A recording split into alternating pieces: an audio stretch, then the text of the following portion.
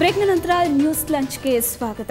ಲಾಲ್ಬಾಗ್ನಲ್ಲಿ ನಡೀತಾ ಇದ್ದಂತಹ ವಿವಾದಾತ್ಮಕ ಪಾರ್ಕಿಂಗ್ ಕಾಮಗಾರಿ ಸ್ಥಗಿತಗೊಂಡಿದೆ. ಸುಮಾರು 5 ಎಕರೆ ಜಾಗದಲ್ಲಿ 9 ಲೇನ್ ನಿರ್ಮಿಸುವುದಕ್ಕೆ ಹೊರಟಿದ್ದ ತೋಟಗಾರಿಕಾ ಇಲಾಖೆ ಜನರಿಂದ ತೀವ್ರ ವಿರೋಧ ವ್ಯಕ್ತವಾದ ಹಿನ್ನೆಲೆಯಲ್ಲಿ ಕಾಮಗಾರಿ ಸ್ಥಗಿತಗೊಳಿಸಿದೆ. ನಿನ್ನೆಯಿಂದಲೇ ಈ ಬಗ್ಗೆ ಸುವರ್ಣ ನ್ಯೂಸ್ ವಿಸ್ತೃತ ವರದಿ ಪ್ರಸಾರ ಮಾಡಿತ್ತು. ಈ ಹಿನ್ನೆಲೆಯಲ್ಲಿ ಪಾರ್ಕ್ನಲ್ಲಿ ಪಾರ್ಕಿಂಗ್ ನಿರ್ಮಾಣಕ್ಕೆ ಬಹಳ ವಿರೋಧ ವ್ಯಕ್ತವಾಗಿತ್ತು. ಹೀಗಾಗಿ ಇವತ್ತು ಕಾಮಗಾರಿಯನ್ನ ಸ್ಥಗಿತಗೊಳಿಸಲಾಗಿದೆ ಅಂತ ತೋಟಗಾರಿಕಾ ಇಲಾಖೆ ಜಂಟಿ ಆಯುಕ್ತ ಕೃಷ್ಣಪ್ಪ ಸುವರ್ಣ ನ್ಯೂಸ್ಗೆ ತಿಳಿಸಿದ್ದಾರೆ.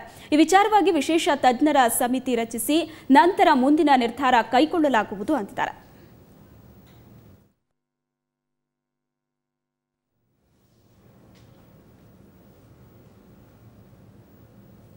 ಈ ಬಗ್ಗೆ ಹೆಚ್ಚಿನ ಮಾಹಿತಿಯನ್ನ ಪಡೆಯೋಣ. ನಮ್ಮ ಪ್ರತಿನಿಧಿ ಮಮತಾ ನಮ್ಮೊಂದಿಗೆ ನೇರ ಸಂಪರ್ಕದಲ್ಲಿದ್ದಾರೆ. ಮಮತಾ, ಕಾಮಗಾರಿ ಇವತ್ತು ಎಲ್ಲಿವರೆಗೆ ಬಂದಿತ್ತು? ಯಾಕಂದ್ರೆ ಇವತ್ತು ಕಾಮಗಾರಿಯನ್ನ ಸ್ಥಗಿತಗೊಳಿಸಲಾಗಿದೆ. ಇದಕ್ಕೆ ಅಲ್ಲಿರುವಂತಹ ಜನ ಏನಂತ ರಿಪ್ಲೈ ಮಾಡ್ತಿದ್ದಾರೆ?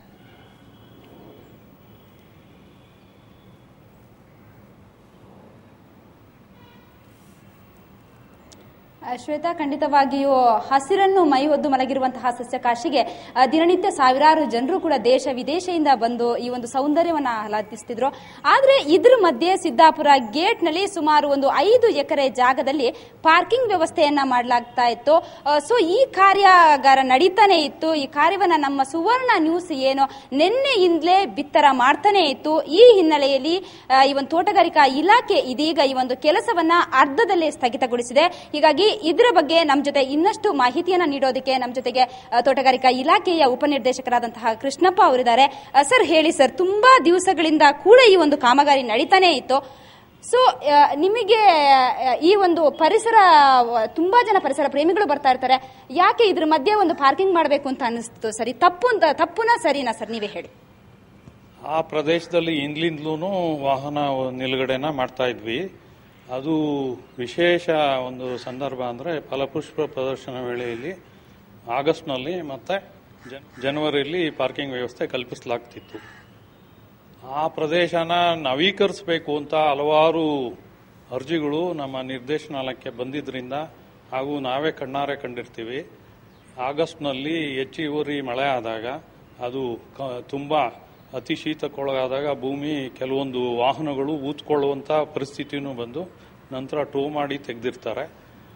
ಹಾಗೂ ಬೇಸಿಗೆಯಲ್ಲಿ ಆ ಪ್ರದೇಶದಲ್ಲಿ ಹೆಚ್ಚಿನ ರೀತಿಯಲ್ಲಿ ಡಸ್ಟ್ ಉತ್ಪತ್ತಿಯಾಗಿ ಇಡೀ ಪ್ರದೇಶನೇ ಪರಿಸರ ಹಾಳಾಗ್ತಾ ಇತ್ತು. ಇವೆರಡರಿಂದ ನಾವು ಏನು ಸಾರ್ವಜನಿಕರ ಒಂದು ಹಿತಾಸಕ್ತಿ ಇತ್ತು, ಅಲ್ಲಿ ನವೀಕರಣ ಮಾಡಿ ಉತ್ತಮ ಸ್ಥಿತಿಯಲ್ಲಿ ಪಾರ್ಕಿಂಗ್ ವ್ಯವಸ್ಥೆ ಕಲ್ಪಿಸಿ ಅಂತ ಆ ದೃಷ್ಟಿಯಿಂದ ನಾವು ಆ ಕಾಮಗಾರಿನ ಕೈಗೊಂಡಿದ್ವಿ. ಅಲ್ಲಿ ಇವಾಗ ಸುವರ್ಣ ನ್ಯೂಸ್ ಇದನ್ನ ವರದಿಯನ್ನ ಬಿತ್ತರ ಮಾಡಿತ್ತು, ನೀವು ಸ್ಥಗಿತಗೊಳಿಸಿದಿರಿ. ಈಗಾಗಲೇ ನಿಮ್ಮಲ್ಲಿ ಒಂದು ಚರ್ಚೆ ಕೂಡ ನಡೆದಿದೆ. ಈ ಇಲಾಖೆಯ ಚರ್ಚೆ ಏನು, ಮುಖ್ಯವಾಗಿ ಏನೇನು ಚರ್ಚೆ ನಡೆಯುತ್ತೆ ಹೇಳಿ ಸರ್? ಈ ಮಾಧ್ಯಮಗಳಲ್ಲಿ ಹೆಚ್ಚಿನ ರೀತಿಯಲ್ಲಿ ಈ ಬಗ್ಗೆ ವ್ಯತಿರಿಕ್ತ ಒಂದು ಇದು ಬಂದಿದ್ದರಿಂದ ನಮ್ಮ ಇಲಾಖೆಯವರು ಸದ್ಯಕ್ಕೆ ಕಾಮಗಾರಿನ ಸ್ಥಗಿತಗೊಳಿಸೋದು ಹಾಗೂ ಮುಂದೆ ಒಂದು 3 ಸದಸ್ಯರುಳ್ಳ ತಜ್ಞರ ಸಮಿತಿಯನ್ನು ಮಾಡಿ ಅವರಿಂದ ವರದಿ ಪಡೆದ ನಂತರ ಕಾಮಗಾರಿ ಬಗ್ಗೆ ಮುಂದಿನ ಕ್ರಮ ಹೇಳಲಾಗುವುದು ಅಂತ ನಿರ್ಣಯ ತಗೊಂಡಿದ್ದಾರೆ. ತಜ್ಞರು ಯಾರೆಂದ್ರೆ ಪರಿಸರ ತಜ್ಞರೊಬ್ರು, ಇನ್ನೊಬ್ರು ಸಸ್ಯ ತಜ್ಞರು ಅಂದ್ರೆ ಬಾಟ್ನಿಸ್ಟು, ಮೂರನೆಯವರು ಈ ಪುರಾತತ್ವ ಇಲಾಖೆಯಿಂದ ಒಬ್ಬ ಪ್ರತಿನಿಧಿನ ಇದು ಮಾಡಿಕೊಂಡು 3 ಜನರು ಸ್ಥಳ ಪರಿಶೀಲನೆ ಮಾಡಿ ಮುಂದೆ ಏನು ಮಾಡಬಹುದು ಅಥವಾ ಈಗ ನಡೀತಾ ಇರೋ ಕಾಮಗಾರಿ ಸೂಕ್ತವೇ ಇಲ್ಲ ಅನ್ನೋದ್ರ ಬಗ್ಗೆ ಅವರು ವರದಿ ಕೊಟ್ಟ ನಂತರ ಇಲಾಖೆ ಮುಂದಿನ ಕ್ರಮ ಇಡುವಂತೆ ನಿರ್ಣಯಿಸಲಾಗಿದೆ. ಈಗಾಗಲೇ ಈ ಸಮಿತಿಯನ್ನ ಯಾವಾಗ ರಚನೆ ಮಾಡ್ತೀರಿ? ಈಗಾಗಲೇ ಅದಕ್ಕೆ ಏನಾದರೂ ನಡೀತಾ ಇದೆಯಾ ಕಾರ್ಯಗಳು ಅಂತ? ಇನ್ನೊಂದು 2-3 ದಿನದಲ್ಲಿ ಈ ಬಗ್ಗೆ ವರದಿ ಹೊರಬೀಳುತ್ತೆ. ಅಲ್ಲಿವರೆಗೂ ಕಾಮಗಾರಿ ಸ್ಥಗಿತಗೊಂಡಿರ್ತದೆ. ಅವರಿಂದ ವರದಿ ಬಂದ ನಂತರನೇ ಕಾಮಗಾರಿ ಇದು ಮಾಡೋದು. ಆದ್ದರಿಂದ ಎಲ್ಲ ಸಾರ್ವಜನಿಕರಲ್ಲಿ ನಾನು ವಿನಂತಿಸುವುದು ಒಂದೇ, ಈಗಾಗಲೇ ಸಸ್ಯಕಾಶಿ ಬಗ್ಗೆ ಹೆಚ್ಚಿನ ಒಂದು ರೀತಿಯಲ್ಲಿ ಪತ್ರಿಕೆಗಳಲ್ಲಿ ಮತ್ತು ಮಾಧ್ಯಮಗಳಲ್ಲಿ ಬಿತ್ತರ ಆಗಿರ್ತದೆ. ಇನ್ನಾದರೂ ಮುಂದಿನ ವರದಿ ಬರುವವರೆಗೆ ಹೆಚ್ಚಿನ ರೀತಿಯಲ್ಲಿ ಈ ಬಗ್ಗೆ ಕಳವಳಕಾರಿ ಹೇಳಿಕೆಗಳನ್ನು ನೀಡದೆ ನಮ್ಮೊಡನೆ ಸಹಕರಿಸಲು ಕೋರ್ತೇನೆ. Sir, thank you. ಇದು ನಮ್ಮ ಕೃಷ್ಣಪ್ಪ ಅವರ ಮಾತು.